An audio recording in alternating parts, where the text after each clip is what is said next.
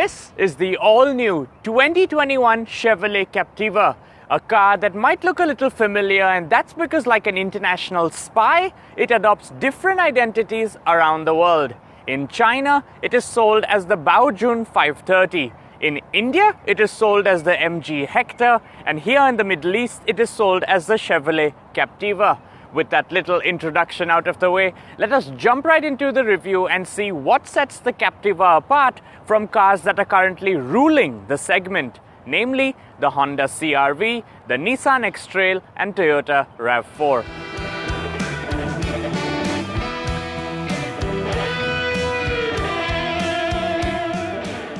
Now, with Chevrolet on a product expansion spree over the past few years and having introduced SUVs such as the Blazer, Traverse and Equinox, it really makes us question, where does the Captiva actually fit into the brand's lineup?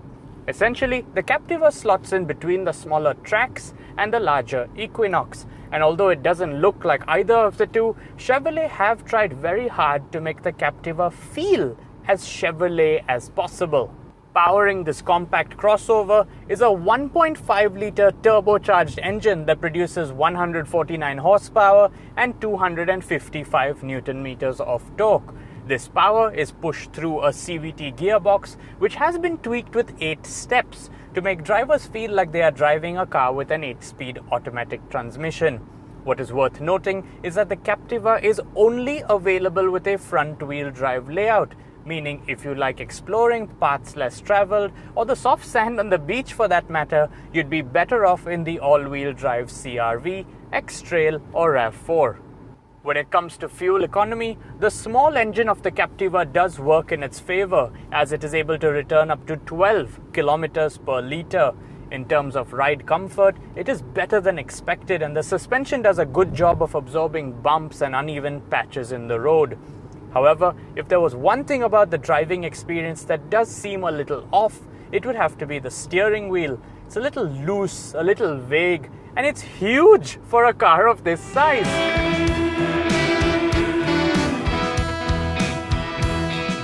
In terms of design, the designers seem to have taken a lot of inspiration from the Mazda CX-5, and that is seen in the shape of the central AC vents as well as the overall flow of the dashboard. There are patches of beige leather and silver trim to brighten up the cabin, but on the whole there's just a lot more hard plastic in here than any of the Captiva's rivals have to offer. To try and position the Captiva for the youth, the designers have also used cool fighter jet-like switches along the dashboard to control the central locking system, parking sensors, etc., as well as a flat-bottom steering wheel. Speaking of things that make the Captiva cool and sporty, there's also a unique instrument cluster that can be customized to show information most relevant to you. The second row is an important part of all family SUVs, and here in the Captiva, the second row slides forwards and backwards as well as reclines. Legroom is great, but headroom is quite tight, and that's coming from someone who's not very tall. Thankfully though, there are AC vents and a USB charging port. Almost all compact crossovers that offer 7 seats do so just for the sake of offering 7 seats. They're not really usable by anyone with a pair of legs, and that is the same case in the Captiva as well.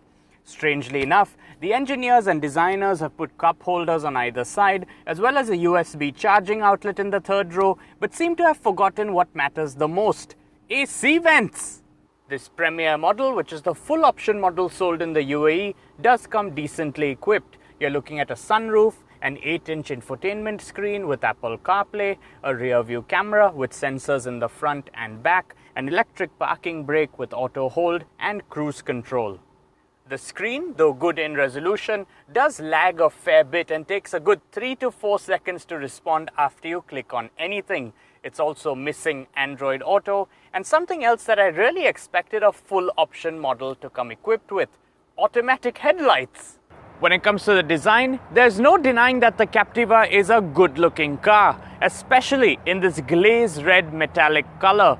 There are a lot of sharp lines and edges along the bodywork, and like a lot of other cars, including the Nissan Juke that started this trend, the Captiva gets its LED daytime running lights on top, with its main headlights pushed lower down.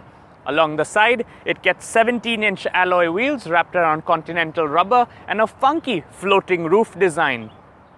In the back, the Captiva gets a roof-mounted spoiler, wraparound tail lamps, and a chrome exhaust pipe that sticks out of a sporty diffuser. With all 3 rows of seats in use, boot space is very, very limited, but fold the seats out of the way and the Captiva offers up to 1051 litres of storage, which is a lot, but just not as much as its rivals. With a starting price of just 64,900 dirhams and a full option price of just 79,000 dirhams in the UAE, the Chevrolet Captiva is significantly more affordable than its Japanese rivals. Its lower price tag does mean that it is unable to match them in terms of quality, features, and driving experiences, but in the challenging times that we are in today, affordability always wins. And on that front, the Captiva is king. Thanks for watching.